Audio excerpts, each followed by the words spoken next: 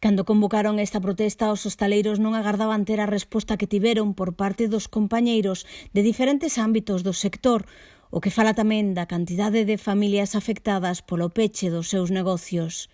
Aquí vamos a seguir hasta que se nos den respuestas concretas, hasta que se nos solucionen los problemas. Cerrar negocios no es gratuito.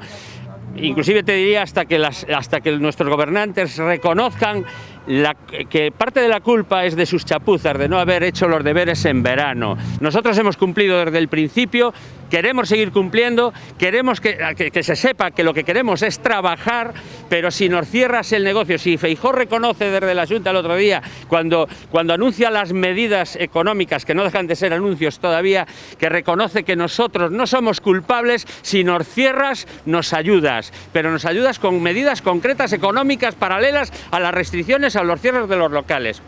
Din que os requisitos desas axudas anunciadas pola Xunta van deixar fora a moitos compañeiros, polo que lle piden ao Concello unha resposta inmediata. Ya desde los propios números de la Xunta, muchos negocios se van a quedar fuera de esa solicitud por las exigencias de la letra pequeña, digámoslo así, que presentan. Y entonces necesitamos también a nivel local, a nivel concello, que también nos ayuden, pero desde ya, esas ayudas que salían desde el mes de marzo, que aún no han sido ni ingresadas, necesitamos todo tipo de ayudas para los negocios de compañeros que llevan desde el principio de la pandemia, los del Couto, cuando volvamos van a hacer 4 meses, estamos muy fastidiados, necesitamos ese apoyo económico ya para poder sobrevivir. Mañá teñen reunión co alcalde e os portavoces do resto de grupos políticos no Concello. A súa mensaxe contundente, piden a implicación de todos. Nosotros no somos de ningún partido político, somos trabajadores del sector de la hostelería que nos vemos muy afectados. Queremos que mañana todos los partidos políticos de aquí, de la ciudad, se sumen y se pongan a trabajar en la misma dirección para solventar nuestros problemas. Eso es lo que queremos.